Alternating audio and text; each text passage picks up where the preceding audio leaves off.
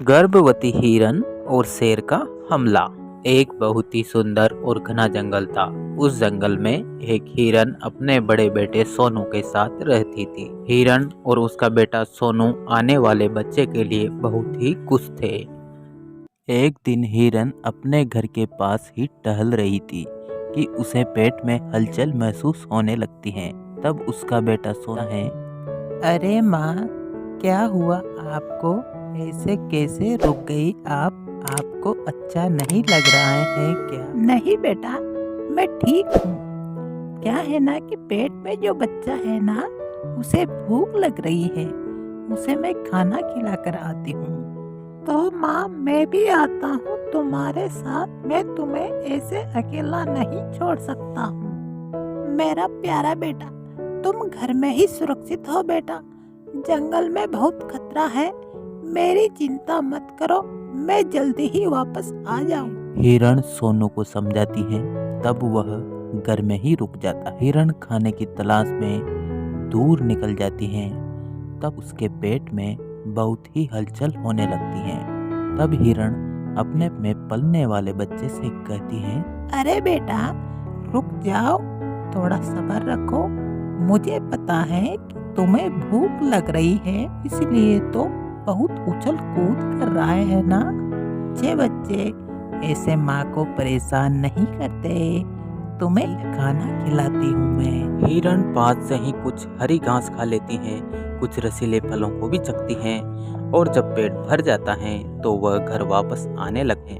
पर तभी उसके सामने एक भेड़िया आता है। भेड़िया को देखते ही हिरन का कलेजा कांप जाता है। भेड़िया हिरन को मारने ही जाता है कि हिरन डरते हुए भेड़िए से कहती है, भेड़िए रुक जाओ, मैं गर्भवती हूँ। घर पर मेरा बड़ा बेटा इंतजार कर रहा है, मेरी राह देख रहा है। कृपा करो मुझ पर, मेरे बच्चों की खातिर मुझे छोड़ दो। वैसे भी तुम्हारे भी बच्चे होंगे ना, उन्हें भी याद करो और मुझ पर दया करो। तब अचानक से हिरण की बातों से भेड़िए की दया जाग जाती है और वह कहता है, तुमने ही तुम्हारे बच्चों का सोचकर तुम्हें छोड़ रहा हूँ। अब मेरा मन बदलने से पहले भाग जाओ यहाँ से। हिरन भेड़िए का धन्यवाद करती है और वहां से भाग जाती है। हिरन ही जल्दी में घर ही आ रही थी, तभी उस पर शेर हमला बोल देता है। अचानक हुए हमले से घर हिरन नीचे गिर जाती है। हिरन के पैर घायल हो जाते हैं। तब हिरन शेर से याचना करने लगती है, हे शेर, मैं गर्भवती हूँ। घर में मेरा मासूम बेटा है। मेरे अजन्मे बेटे खातिर मुझे छोड़ दो शेर।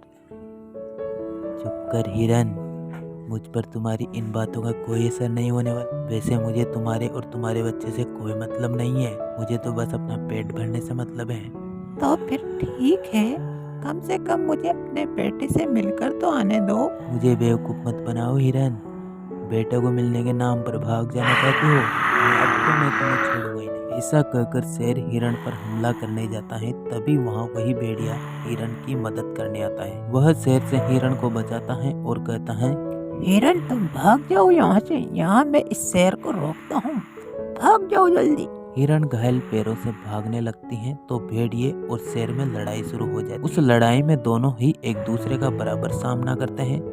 जब तक वह थक जाते हैं वो अपने अपने रास्ते चल पड़ते हैं। उधर घायल होने की वजह से हिरण तेजी से भाग नहीं पाती है, पर जैसे तैसे वह अपने घर तक पहुंच जाती है। माँ की ऐसी हालत देखकर सोनू हिरण से कहता है, माँ, यह क्या हुआ आपको? माँ, ये चोट कैसे लगी आपको माँ?